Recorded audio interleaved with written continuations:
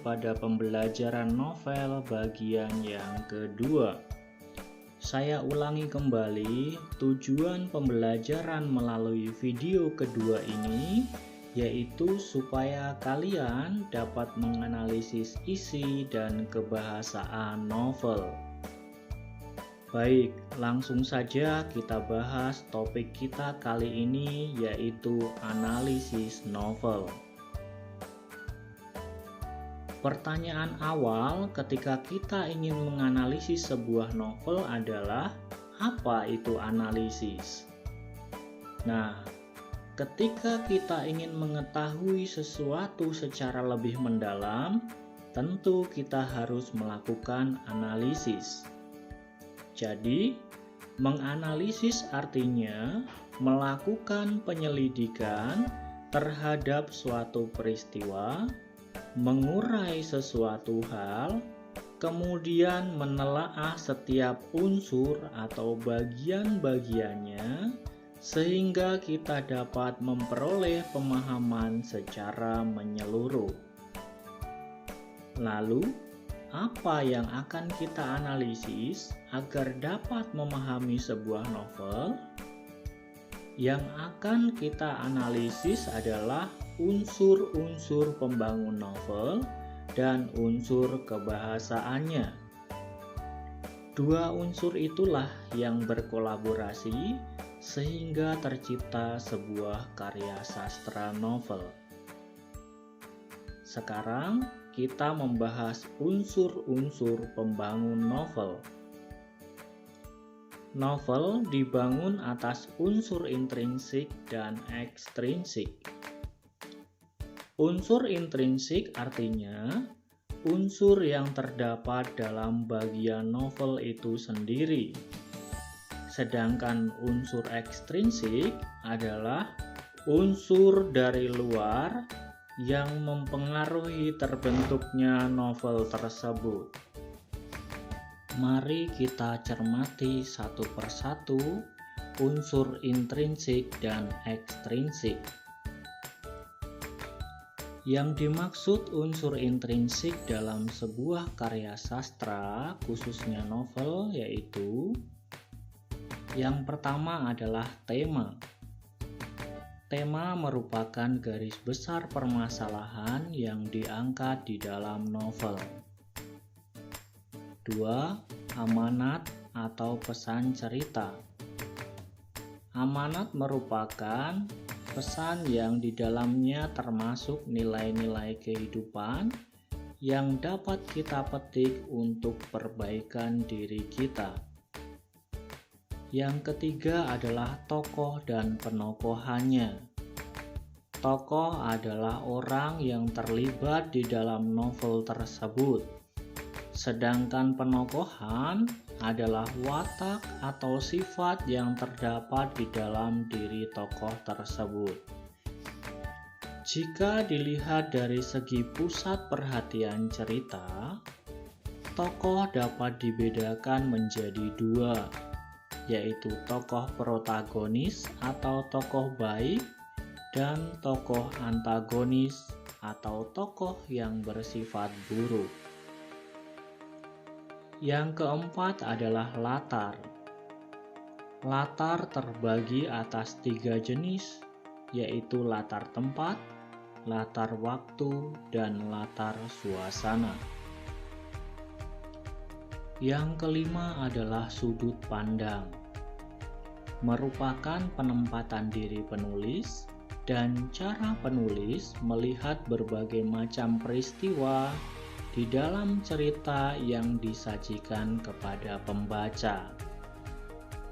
Umumnya, penulis menggunakan sudut pandang orang pertama dengan menyebut aku atau saya, dan sudut pandang orang ketiga dengan memberikan penamaan pada setiap tokoh yang dimunculkannya. Dan yang keenam adalah alur atau plot. Alur merupakan rangkaian peristiwa yang membentuk jalan cerita. Jika dilihat dari proses penceritaannya, dapat digolongkan menjadi alur maju dan alur sorot balik. Sekarang kita masuk ke bagian unsur ekstrinsik. Unsur ekstrinsik yang mempengaruhi terbentuknya novel antara lain: 1. Kehidupan lingkungan sosial. Lingkungan sosial pergaulan pengarang tentu akan memberikan pengaruh terhadap pemikiran, imajinasi, tutur kata, ataupun tata tulis hasil karya pengarang. 2. Religiusitas pengarang. Artinya, nilai religi atau keyakinan yang dianut oleh penulis dapat mempengaruhi hasil karya tulisannya. Dan yang terakhir adalah kepengarangan atau latar belakang akademis pengarang. Bidang akademis yang ditekuni pengarang juga dapat menjadi sumber inspirasi atau dorongan pengarang dalam menghasilkan suatu karya sastra. Itulah penjelasan yang berkaitan dengan unsur pembangun sebuah novel secara intrinsik dan ekstrinsik. Sekarang kita akan membahas tentang struktur umum novel. Berikut ini adalah bagian atau unsur pembangun sebuah novel. Atau secara terorganisir, seringkali disebut sebagai struktur umum novel. Yang pertama adalah orientasi atau bagian awal dari novel. Bagian ini biasanya diperkenalkan mulai dari latar dan karakter tokoh yang akan berperan di dalam novel. Kedua adalah komplikasi, yaitu bagian yang menceritakan masalah atau peristiwa yang dialami oleh para tokoh. Yang ketiga adalah bagian evaluasi. Bagian ini berisi komentar pengarang terhadap masalah atau peristiwa yang dialami tokoh utama. Tujuannya adalah untuk memberikan kesadaran atau nilai-nilai tertentu bagi para pembacanya. Yang keempat adalah resolusi. Merupakan bagian novel yang menggambarkan penyelesaian masalah utama. Bagian ini ditandai oleh perubahan nasib yang dialami tokoh utama, seperti keberhasilan ataupun kegagalan dari perjuangan hidupnya. Dan yang terakhir adalah koda. Merupakan bagian akhir novel yang berisi komentar terhadap kehidupan selanjutnya dari tokoh utama. Bagian ini bersifat manasuka, ada kalanya digunakan, terkadang juga diabaikan oleh pengarangnya. Selanjutnya kita akan membahas unsur kebahasaan yang terdapat dalam sebuah novel. Setidaknya terdapat 5 ciri kebahasaan yang khas dalam sebuah novel. Pertama, dengan menggunakan kata keterangan waktu sebagai pembentuk latar. Misalnya, kata sekarang, segera, ataupun nanti. Kedua, menggunakan kata tindakan sebagai pembentuk alur.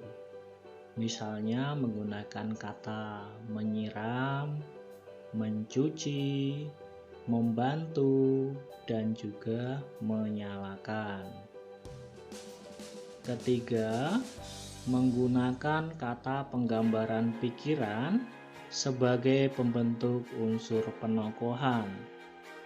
Contohnya menggunakan kata berpikir, berharap, ataupun membatin.